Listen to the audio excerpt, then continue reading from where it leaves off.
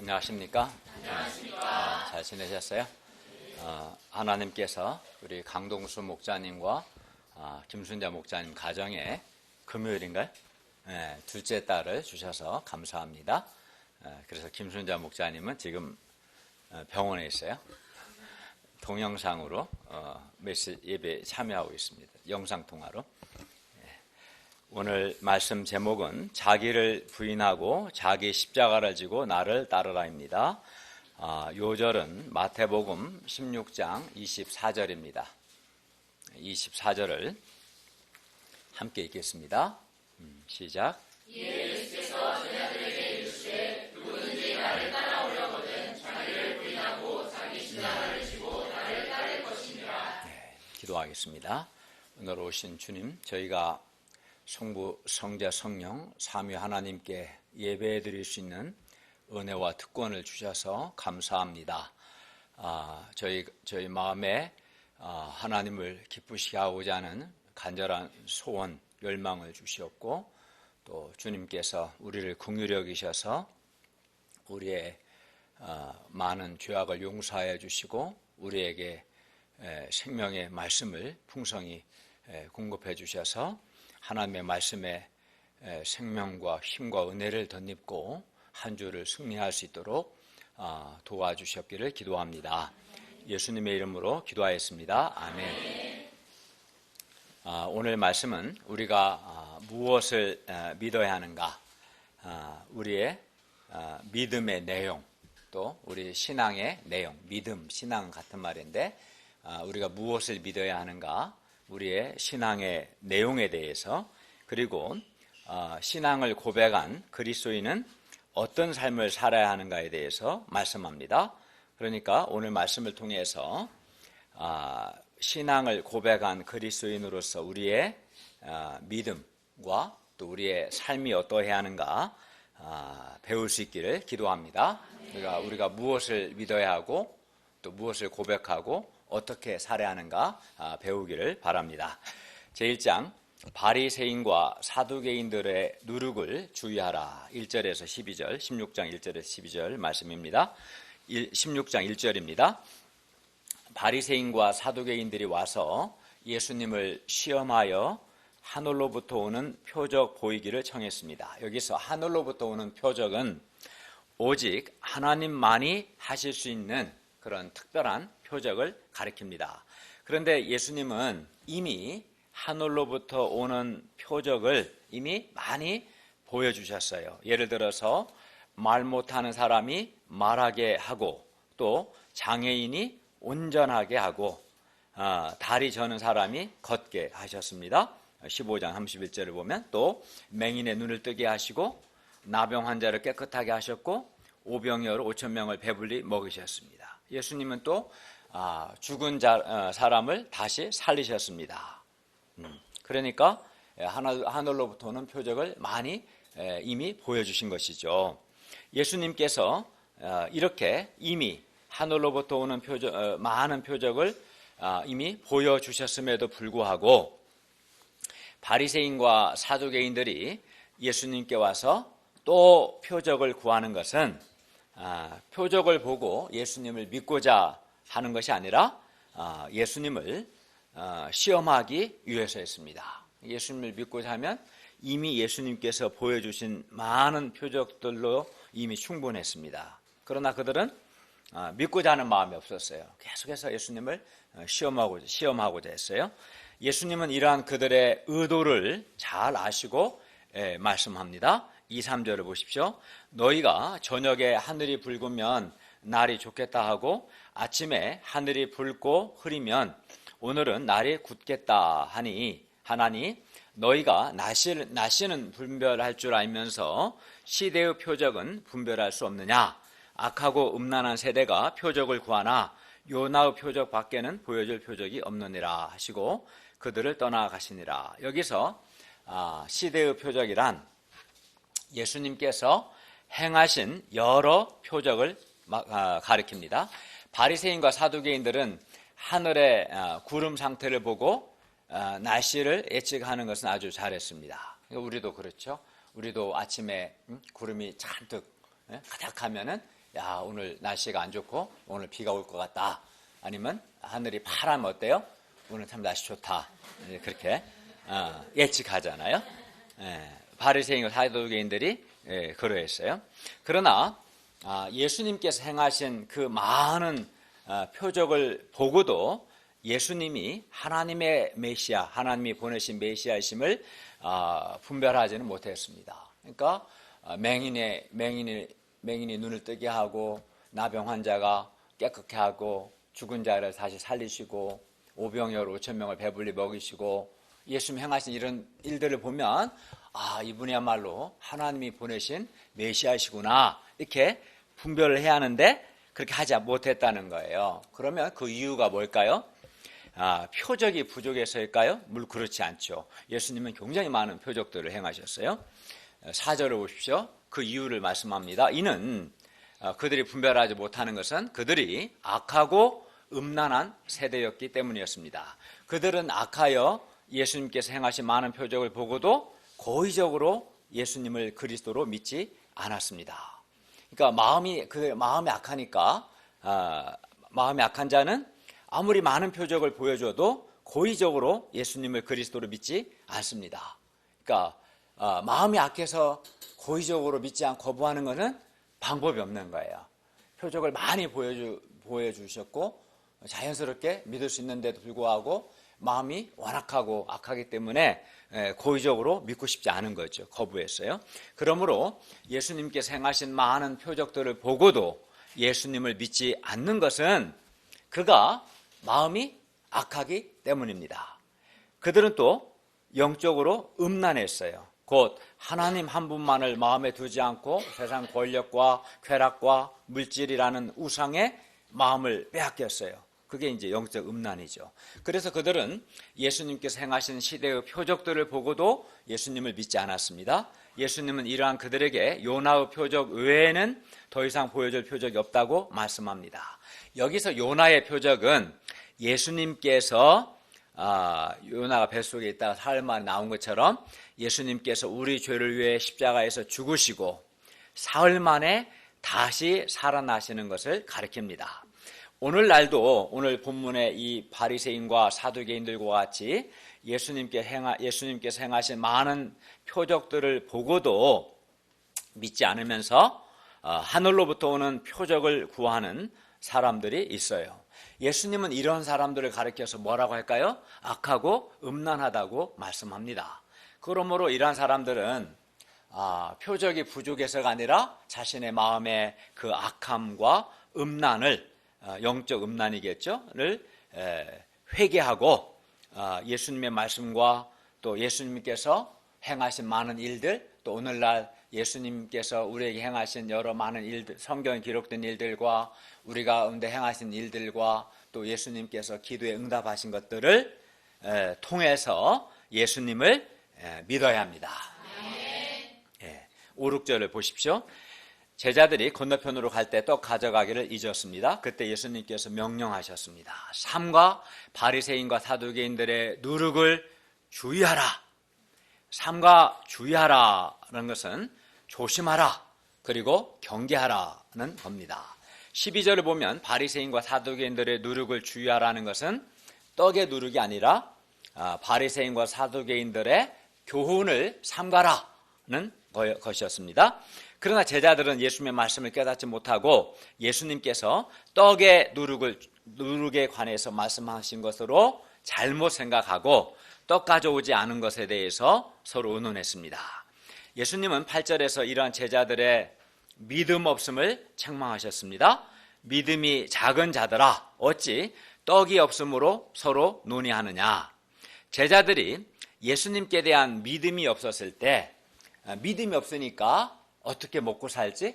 뭘 먹지? 자꾸 먹는 문제, 현실 문제에 매여서 예수님의 말씀을 깨닫지 못했습니다. 마태복음에서 믿음이 작은 자들이란 예수님을 따르면서도 예수님을 믿지 못하고 여러 세상 일로 먹고 사는 것, 또 현실 문제 등등으로 염려하는 사람들을 가리킵니다. 그리고 이렇게 사람이 믿음이 없으면 믿음이 없으면 세상 일들, 먹고 사는 문제, 여러 현실 문제에 대해서 염려하고 근심하게 돼요. 그리고 마음에 여러 그 믿음이 없고 그 결과 마음에 염려와 근심이 가득하게 되면 예수님의 말씀을 깨닫지 못하게 됩니다. 믿음이 작은 자들은 그래서 깨닫는 것, 예수님의 말씀을 깨닫는 것이 둔하게 됩니다. 머리 문제가 아니에요. 신앙은 아무리 머리가 좋아도 믿음이 없으면 마음이 둔해지고 깨닫지 못해요. 지금 하나님이 살아계시고 우리 가운데 일하고 계시고 각 사람을 인도하시고 이거 묶이게 깨달아지지가 않아요. 90절을 보십시오. 그러나 그들이 떡 5개로 5,000명을 먹이고 주운 것이 12바구니였고 떡 7개로 4,000명을 먹이고 주운 것이 7광줄이었다는 것을 기억할 때, 그걸 기억하면 그들은 예수님을 믿을 수 있고, 이 예수님이 5병을 5,000명 먹으신 것을 기억하면 예수님을 믿을 수 있고, 또 믿음으로 여러 현실 문제나 세상 일에 대한 염려, 근심을 극복할 수 있을 겁니다. 사람이 세상을 살다 보면 여러 문제에 직면하게 됩니다. 먹고 사는 문제, 세상 일, 근심, 자녀 양육 등등 많은 문제가 있어요. 없을 수가 없어요. 근데 그런 염려와 근심을 극복할 수 있는 유일한 길은 예수님을 믿는 겁니다. 예수님을 믿으면 그런 염려를, 근심을 극복할 수 있습니다.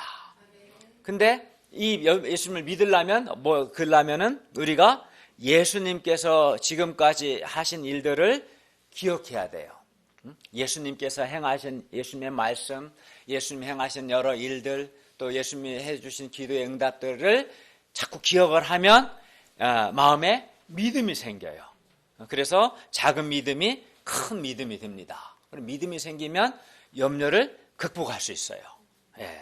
그러므로 믿음이 작은 자들, 믿음이 없는 사람들은 주님께서 우리 가운데 우리에게 지금까지 행하신 일들을 기억해야 합니다.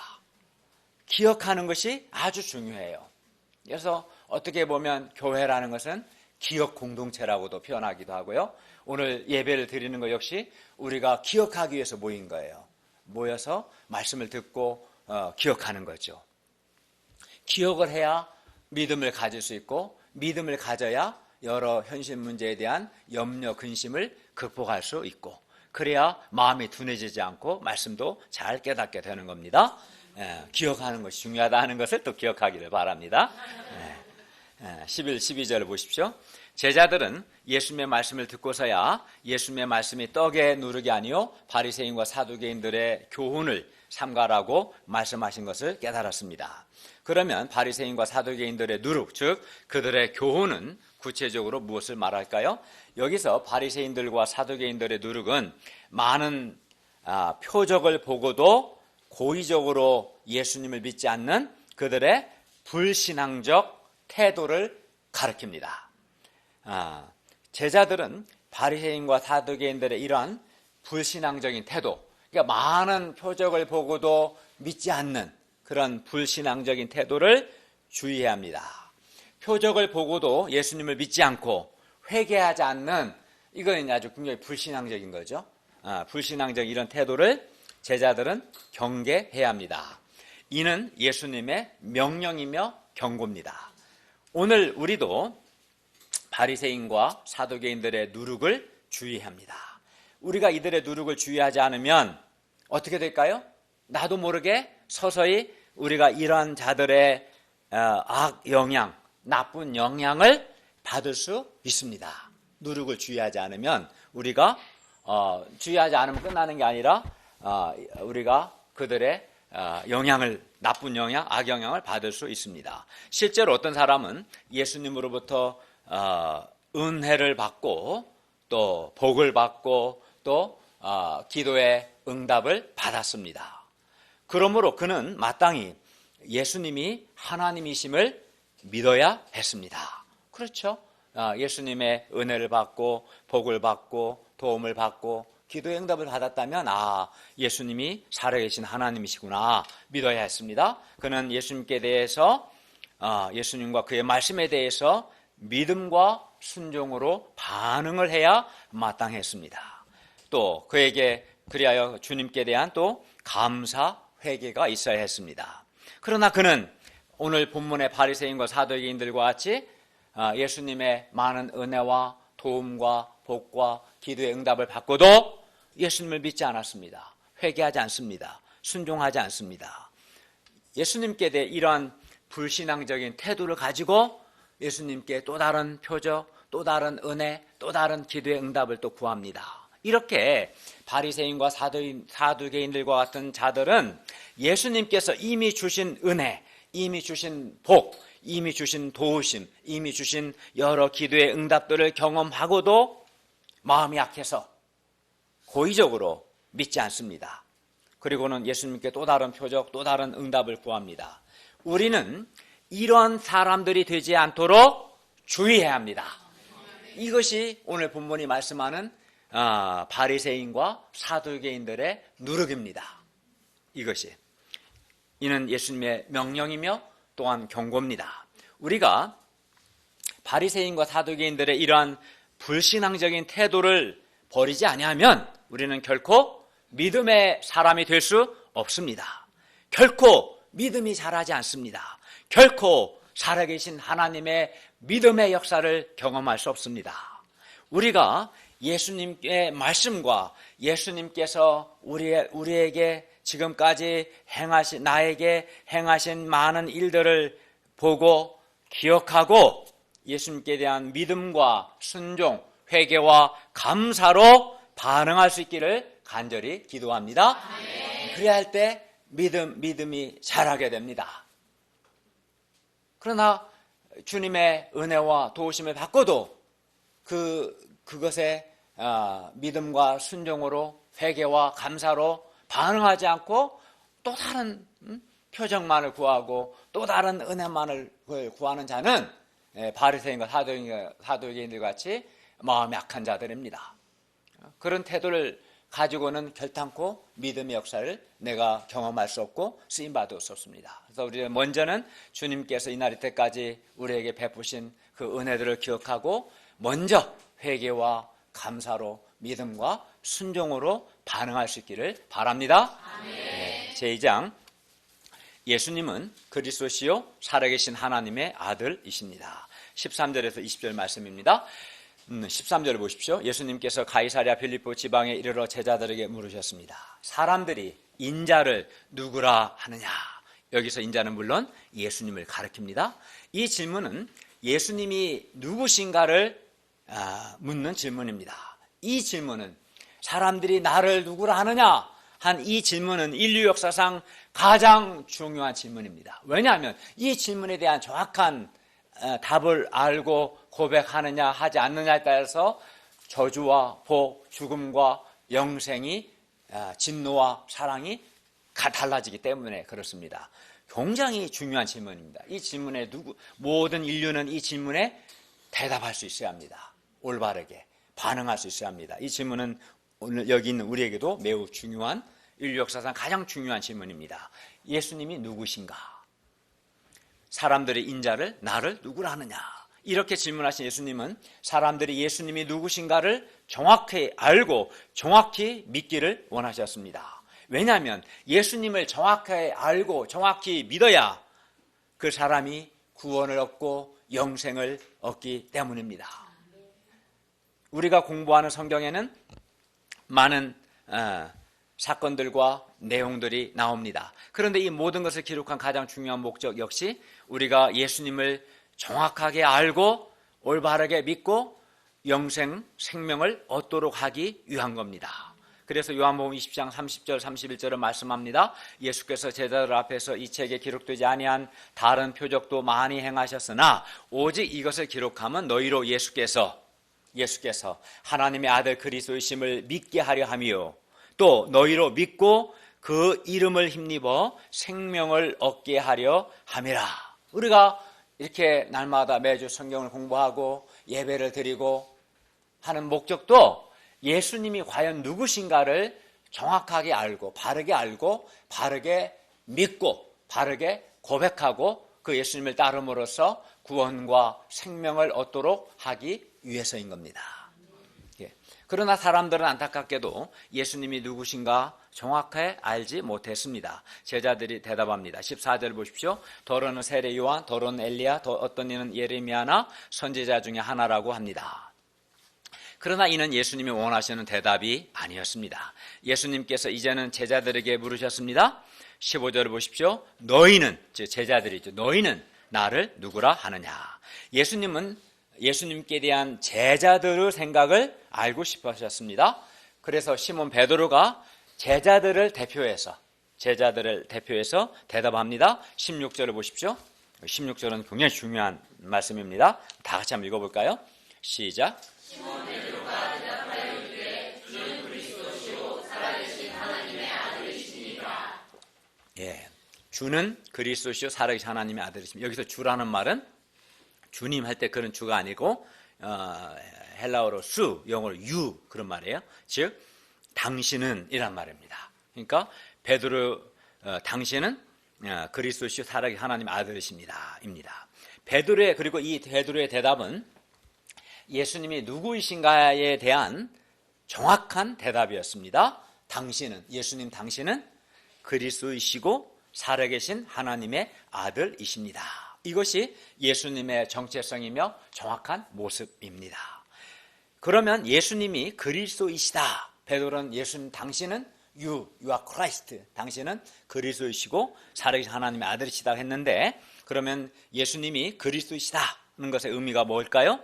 여기서 그리스도라는 말은 히브리어 크리스토스는 헬라어예요.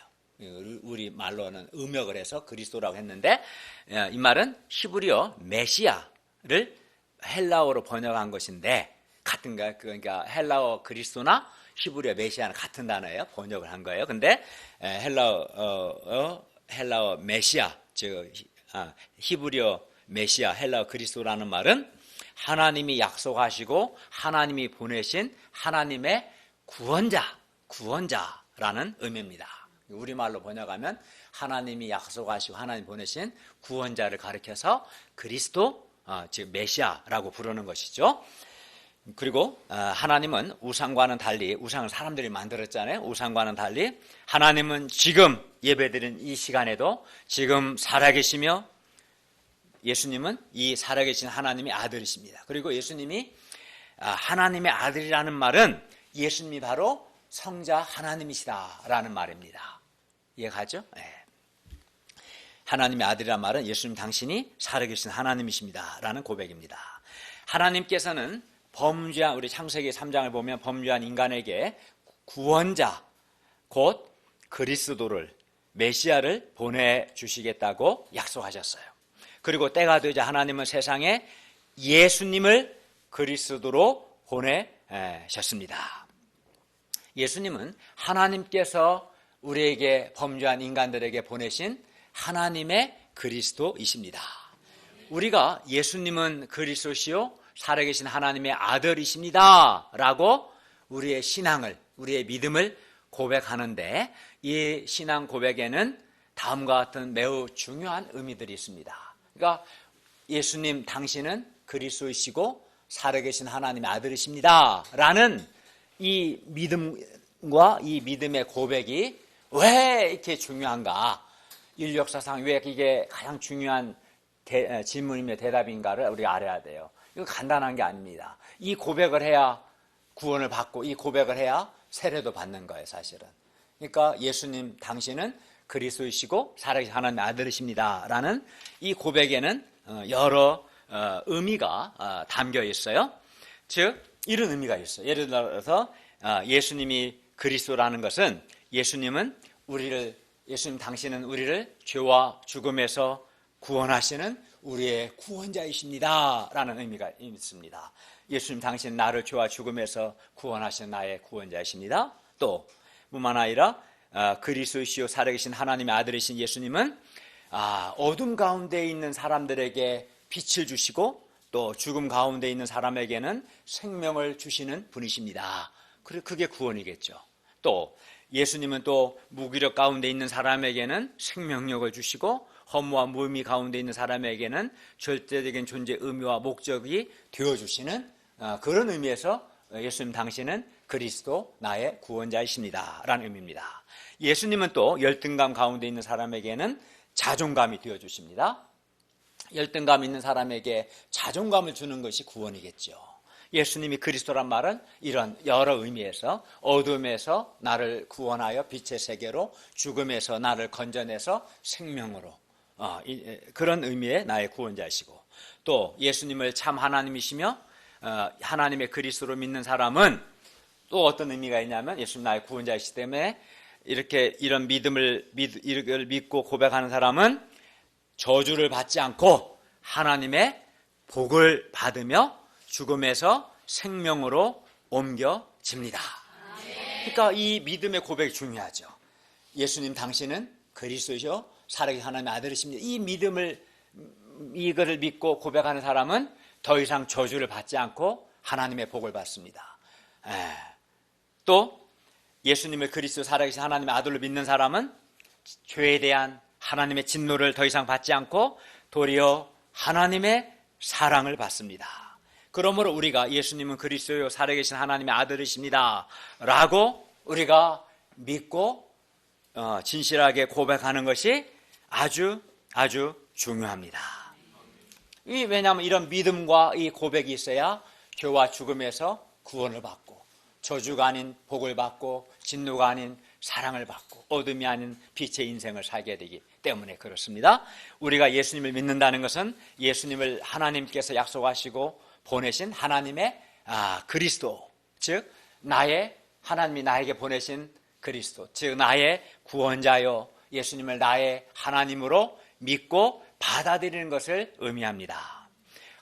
그래서 예수님 당신은 그리스도요 살아계신 하나님이십니다. 예수님 당신은 나를 죄와 죽음에서 구원하신 나의 구원자시고 나를 지으신 나의 하나님이십니다 라고 믿고 고백하는 거기 때문에 자연스럽게 어떻게 되겠어요? 이거 정말 믿고 고백한다면 그 사람 어떻게 할까요?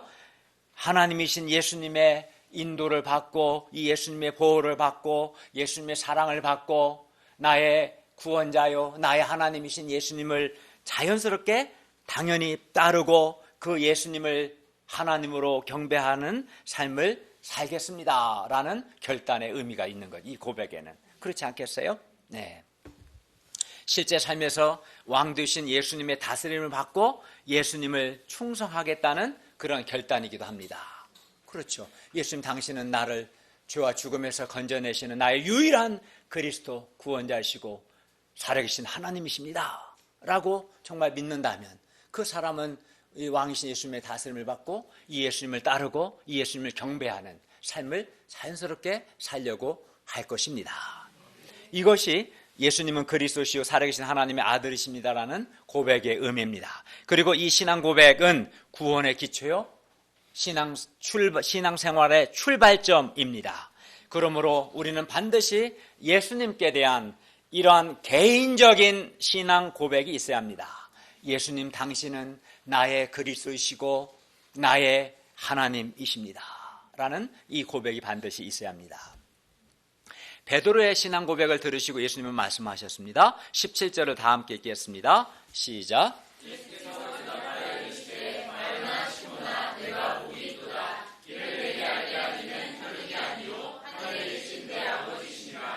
여기서 혈과 육은 일반적으로 사람을 가리키는 유대적 관용구입니다. 하늘에 계신 하나님 아버지께서 예수님의 여러 가르침과 또 예수님께서 행하신 일들을 통해서 예수님이 그리스도요 살아계신 하나님의 아들이심을 믿게 알게 하셨습니다. 예수님은 베드로에게 복이 있다 말씀합니다. 예수님의 가르치심과 행하심을 통해서 예수님을 그리스도요 하나님으로 알게 된 사람은 복이 있습니다. 여기서 복이 있다는 말은 행복한 사람이다라는 뜻입니다. 성경을 통해서 우리가 성경 공부합니다. 성경을 통해서 예수님의 가르침과 행하심을 듣고 또 예수님을 그리스도로 고백하는 사람은 정말 행복한 사람입니다.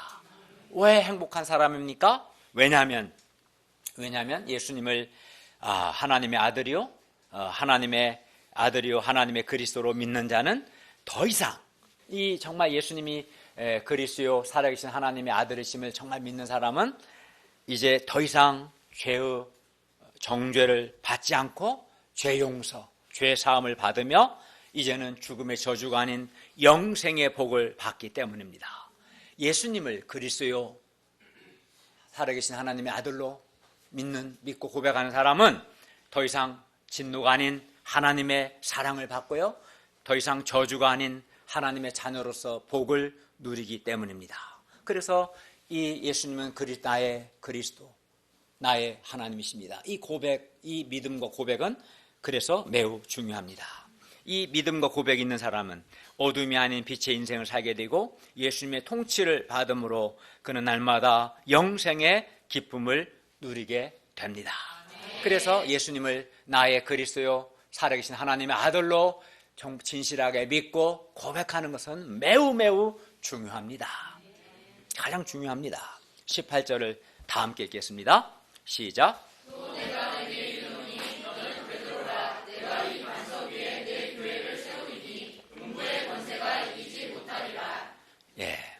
예수님은 예수님을 그리스도 하나님의 아들로 믿는 바요나 시몬에게, 바는 아들이라는 말이에요. 그래서 바요나 시몬이라는 말은 요나의 아들 시몬에게 라는 뜻입니다. 그에게 반석을 뜻하는 베드로, 그러니까 헬라어를 보면 베드로는 남성용어로 너는 페트로스, 베드로라 이렇게 새 이름을 주셨어요. 페트로스, 이렇게 반석이다 이런 말이에요. 너는 베드로라 말은 페트로스, 너는 반석이다 이렇게 예수님 말씀하셨어요. 바요나 요나의 아들 시몬을 반석과 같이 너가 견고한 자가 될 것이다 이 말인데, 이렇게 시몬을 반석과 같은 견고한 사람이 되게 하는 것은 예수님의 그리스도 하나님의 아들로 믿는 믿음입니다. 그러니까 베드로가 예수님을 그리스도 살아계신 하나님의 아들로 믿고 고백했을 때 예수님이 그러면 너는 이제 베드로다, 이제 너는 반석이 될 것이다 라고 말씀한 거예요. 그 예수님을 그리스도 살아계신 하나님의 아들로 믿는 그 믿음이 너로 하여금 반석과 같이 페트로스, 반석과 같은 견고한 사람이 되게 할 것이다 라는 의미로 예수님이 말씀하신 겁니다. 그러므로 예수님을 그리스도로 믿는 믿음이 아주 중요한 것이죠.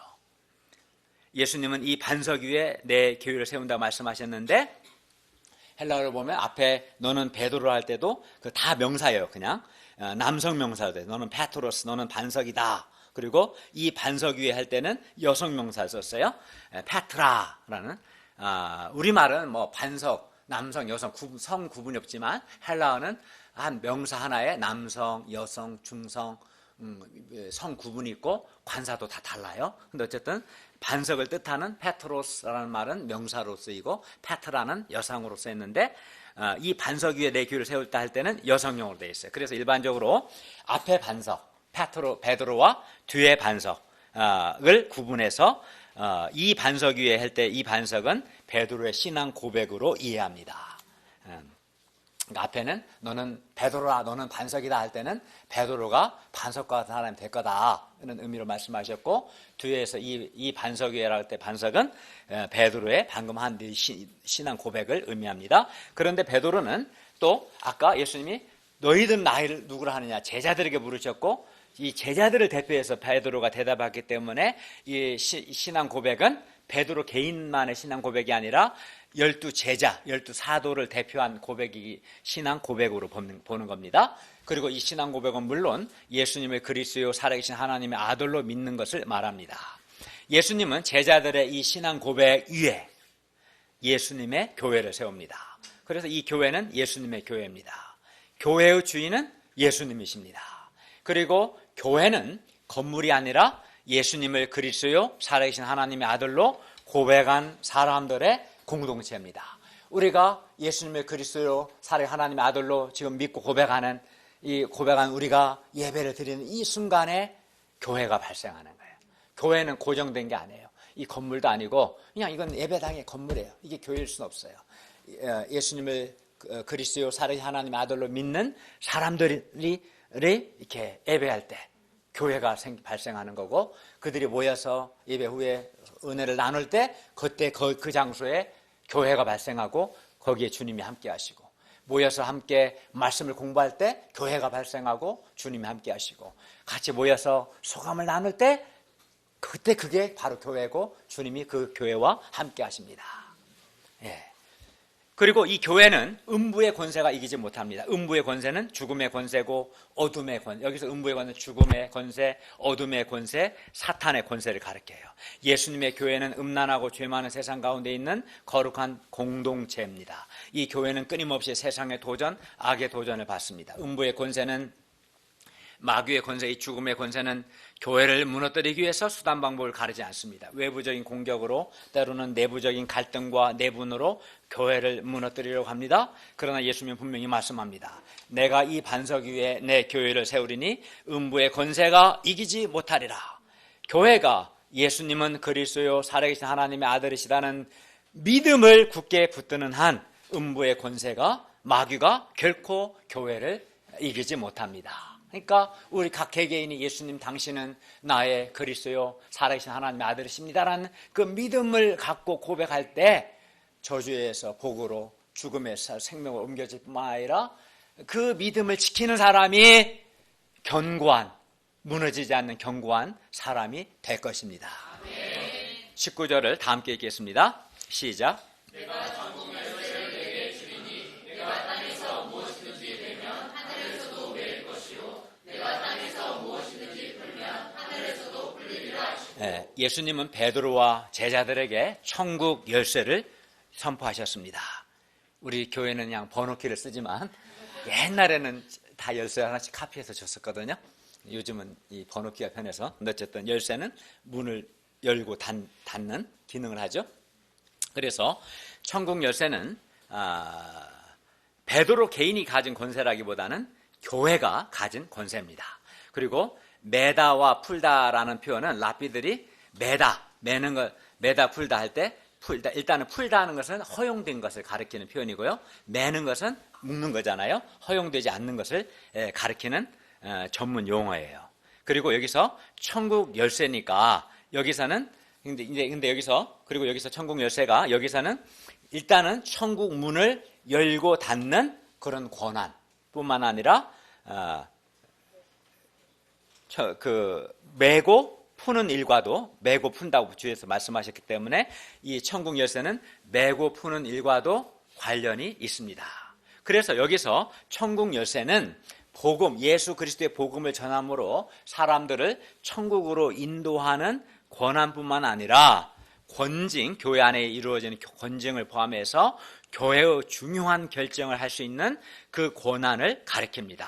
그 권한을 교회에게 주신 거예요, 주님께서. 실제로 후에 교회는 누구를 교회 공동체의 일원으로 받아들이고 배척할 것인가 아주 중요한 결정을 합니다. 사도행전 15장에 보면 그렇습니다. 교회가 땅에서 매고 푸는 것이 중요한 것은 하늘에서도 그대로 이루어지기 때문에 땅에서 교회의 결정은 아주 중요합니다. 예수님은 당신의 교회에 이러한 권세를 주셨습니다. 그러므로 신자들은 교회의 결정을, 교회의 공식적인 결정을 가볍게 여겨서는 안 되고 경외심을 가져야 합니다. 땅에서 교회가 기도하는 가운데 내린 결정을 하늘에서도 그대로 시행하십니다. 교회는 굉장히 중요한 겁니다, 사실은.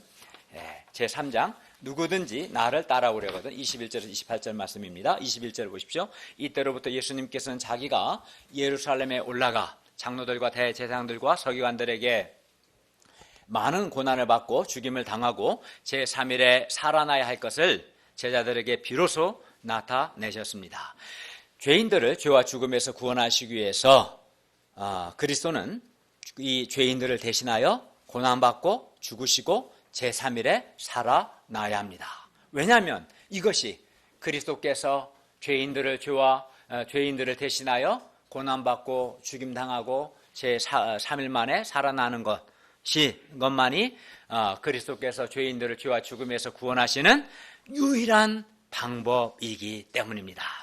그러나 베드로는 예수님의 말씀을 받아들이지 않았어요. 22절을 보십시오. 베드로는 예수님을 붙잡고 한쪽으로 가더니 마구 야단을 쳤어요. 주여, 뭔 말입니까? 그렇게 하지 마세요. 이 일이 결코 주님께 미치지 못합니다. 내가 이렇게 되도록 놔두지 않을 겁니다. 굉장히 책망. 이 선생을 이 책망하는 놈은 버리장머리 없는 거예요. 베드로가 제정신이 아니었어요. 예수님은 이런 베드로를 더 강하게 책망하셨습니다. 23절 보십시오. 사탄아, 내 뒤로 물러가라. 너는 나를 넘어지게 하는 자로다. 네가 하나님의 일을 생각하지 아니하고 도리어 사람의 일을 생각하는도다. 굉장히 사랑하는 제자였지만 이 순간만큼은 사탄이라고 책망하셨습니다. 여기서 하나님의 일은 예수님께서 죄인들을 구원하기 위해서 고난받으시고 죽으시고 부활하시는 것입니다. 이게 하나님의 일입니다. 반면에 사람의 일은 예수님께서 베드로의 말처럼 예수님께서 고난받지 않고 죽지 않는 것입니다. 하나님의 일이 고난과 죽음을 통해서 부활과 영광에 이르는 것이라면 사람의 일은 고난이 없고 오직 영광만 있는 겁니다. 그러나 고난이 없이 영광만 있는 것은 불가능합니다. 고난 없는 베드로처럼, 베드로는 예수님이 고난받는 걸 완강히 거부했는데 이와 같이 고난 없는 신앙생활을 말하는 자 역시 사탄입니다. 성경은 예수님을 믿는 자는 예수님과 함께 영광을 받기 위해서 예수님과 함께 고난도 받아야 한다 라고 분명히 말씀합니다. 뒤에 바로 자기를 부인하고 자기 십자가를 지한다, 심지어 목숨까지도 잃어버릴 수 있다 라고 성경은 분명히 말씀합니다. 그런데 신앙생활에 고난이 없는 신앙생활을 가르친다는 오늘날 사탄이 분명합니다. 사탄은 고난 없는 삶을 말합니다. 그러나 성경은 예수님도 고난을 받아야 하고 예수 믿는 자도 고난을 받아야 한다고, 고난을 통해서 영광을 이룬다고 말씀합니다. 그러므로 우리는 하나님의 일을 생각하지 않고 사람의 일을 생각하게 하는 이런 사탄의 시험에 들지 않도록 주의해야 합니다. 아멘. 자꾸 고난 없는 신앙생활을 말하는 자는 사탄이다라는 분별을 해야 합니다. 예수님은 이제 그리스도의 길뿐만 아니라 예수님의 그리스도요 살아계신 하나님의 아들로 신앙을 고백한 사람들이 가야 할 길에 대해서도 말씀합니다. 24절을 다 함께 읽겠습니다. 시작. 예수께서 저에게 이르시되 누구든지 나를 따라오려거든 자기를 부인하고 자기 십자가를 지고 나를 따를 것이니라. 예수님을 그리스도요 살아계신 하나님의 아들로 신앙을 고백한 사람들은 예수님이 그리스도요 살아계신 하나님의 아들이시기 때문에 반드시 예수님을 따릅니다. 아니, 예수님이 나의 그리스도요 나의 하나님이신데 예수님을 따르는 것이 자연스럽고 당연하지 않겠습니까? 그렇죠? 네. 예수님께 신앙 고백하는 것과 저 예수님 당신은 그리스도 살아계신 하나님의 아들이십니다 라고 신앙을 고백하는 것과 예수님을 따르는 것은 자연스럽게 일치할 수밖에 없습니다. 그러나 만약 어떤 사람이 예수님께 대한 신앙 고백과 예수님을 따르는 것이 일치하지 않는다면, 신앙은 고백했지만 삶 속에서 예수님을 따르지 않는다면 그것은 둘 중 하나일 가능성이 높습니다. 그것은 예수님께 대한 이 신앙 고백의 의미를 그 사람이 모르거나 또는 그의 고백이 거짓일 가능성이 아주 높습니다. 정말 예수님을 나를 죄와 죽음에서 구원하시는 나의 그리스도요 살아계신 하나님으로 내가 정말 믿는다면 그 예수님을 따르는 것이 당연하고 자연스럽지 않겠습니까? 예, 그렇죠. 그리고 예수님을 따르는 자는 누구든지 자기를 부인하고 자기 십자가를 지고 예수님을 따라야 합니다. 그렇지 않으면 예수님을 따를 수가 없어요.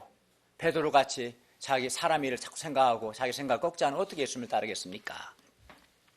예수님께서 이 말씀을 마태복음 16장 24절, 오늘 본문에서는 24절에서 그의 제자들에게 하셨다라고 기록되어 있지만 마가복음 8장 34절에서는 같은 사건인데 그의 제자들과 함께 무리에게 이 말씀을 하셨다, 24절 말씀 하셨다고 하고 있고요. 누가복음 9장 23절에서는 이 말씀을 모든 사람에게 하셨다라고 기록되어 있어요. 그렇기 때문에 이 말씀, 누구든 나를 따라오려거든 자기를 부인하고 자기 십자가를 지고 나를 따라, 이 말씀은 목회자나 소수의 사람들만 내게 해당되는 것이 아니라 마가복음이나 누가복음을 같이 볼 때 이 말씀은 그 예수님을 그리스도요 살아계신 하나님의 아들로 믿는 모든 신자가 해당된다라는 것을 우리가 알 수 있습니다. 어떤 사람은 몇 사람만 따라도 된다 생각하는데 그렇지 않습니다. 마태복음은 제자들에게 말씀하셨지만 마가복음에는 제자 사람과 무리에게, 또 누가복음은 모든 사람에게 하신 말씀이에요. 그러니까 예수님을 믿는 사람은 다 자기를 부인하고 자기 십자가 예수님을 따라야 합니다. 그리고 여기서 그러면 자기 부인이라는 것은 예수님을 따르는 데 있어서 방해가 되는 자기 계획이나 자기의 인간적인 꿈, 자기 삶의 방식이나 자기 스타일, 자기 가치관 등을 포기하는 것을 의미합니다. 자기 부인은 하나님의 뜻에 순종하기 위해서 자기 생각을 꺾는 것, 부인하는 것을 의미합니다. 예를 들어 오늘 본문에서는 베드로가 사람의 일을 생각하지 않고 하나님의 일을 생각하는 것, 이렇게 하는 것이 자기를 부인하는 것이죠. 또 자기 십자가를 진다는 것은 예수님을 따르기 위해서 각 사람이 감당해야 할 여러 실제적인 아픔, 고난, 수고와 희생을 의미합니다. 25, 26절은 우리가 예수님을 따르기 위해서 목숨까지도 희생할 수 있어야 한다라고 말씀합니다. 우리가 예수님을 따르기 위해서 사람들에게 복음의 말씀을 전하고 또 예수님의 양을 먹이는 수고와 희생을 감당하는 것은 우리가 져야 하는 중요한 자기 십자가 중에 하나입니다. 물론 하나님의 교회에서 동역자들과 양들을 사랑하고 섬기고 또 지도자를 겸손히 동역하는 것 역시 각 사람이 져야 하는 중요한 자기 십자가 중에 하나입니다. 그래서 믿음의 삶을 한마디로 한다면 믿음의 삶이라는 것은 자기를 부인하고 자기 십자가를 지고 예수님을 따르는 것입니다. 이게 믿음입니다. 믿음의 삶입니다. 그런데 예수님도 고난받고 십자가에서 죽으시는 것이 부담스러웠습니다. 그러나 예수님은 겟세마네 동산에서 땀방울이 핏방울이 되기까지 간절히 기도하심으로 자기를 부인하셨습니다. 사람의 일을 생각하지 않으시고 하나님의 일을 생각하셨습니다. 그리고 십자가를 지셨습니다. 예수님께서 자기를 부인하시고 자기 십자가의 길을 가신 것처럼 예수님을 그리스도요 살아계신 하나님의 아들로 믿는 사람 역시 자기를 부인하고 자기 십자가를 지고 예수님을 따라야 합니다. 물론 이 길을 가는 것이 쉽지는 않습니다. 하나님께 순종하기 위해서 자기가 하고 싶은 것을 하지 않는 것 또는 자기가 하기 싫은 것을 하나님께 순종하기 위해서 자기 부인하는 것 이것이 어렵죠. 그러나 이것이 자기를 부인하는 것이고 자기 십자가를 지는 것인데 쉽지는 않겠죠. 힘듭니다. 그러면 그럼에도 불구하고 우리가 왜 이렇게 힘든데 왜 자기를 부인하고 자기 십자가를 지고 예수님을 따라야 하는 것입니까? 첫째는 예수님이 나를 죄와 죽음에서 구원하시는 나의 그리스도이시고 살아계신 하나님이시기 때문에 우리가 자기를 부인하고 자기 십자가를 지고 예수님을 따라야겠죠. 둘째는 25절과 27절은 우리가 왜 자기를 부인하고 자기 십자가를 지고 예수님을 따라야 하는가? 그 이유를 말씀하는데 좀 더 세분해서 보면 첫째 이유는 자기 목숨을 구원하고자 하면 잃을 것이지만 여기서 자기 목숨을 구원하고자 한다는 것은 자기를 부인하지 않는 것, 자기 십자가를 지지 않는 거예요. 그러면 목숨을 잃을 거다 할 때는 영생을 잃는 거예요. 그러나 자기를 부인 자기 십자가를 지면 영생을 얻기 때문에 그렇습니다. 둘째 25절 말씀이 둘째 이유는 26절인데 사람에게 가장 중요한 것이 목숨인데 자기를 부인하고 자기 십자가를 지고 예수님을 따르지 않는 자는 목숨을 잃게 되기 때문입니다. 이때 목숨은 영생입니다. 우리가 왜 자기를 부인하고 자기 십자가를 지고 예수님을 따라야 합니까? 자기를 부인하고 자기 십자가를 지고 예수님을 따를 때 우리에게 가장 사람에게 중요한 목숨 육적인 목숨뿐만 아니라 영생이 주어지고 자기를 부인하지 않고 자기 십자가를 지지 않으면 즉 육신의 목숨을 구원하고자 하면 정말 중요한 영생을 잃어버리기 때문에 우리는 자기를 부인하고 십자가를 예수님을 따라야 하는 것입니다. 세 번째 이유는 27절 말씀인데 예수님께서 마지막 날에 아버지 하나님의 영광으로 천사들과 함께 오실 때 각 사람이 행한 대로 갚으실 것이기 때문입니다. 자기를 부인하고 자기 십자가를 지고 예수님을 따른 자에게는 상을 주시겠죠. 예수님이 각 사람의 행위대로 갚으시기 때문에 그렇습니다.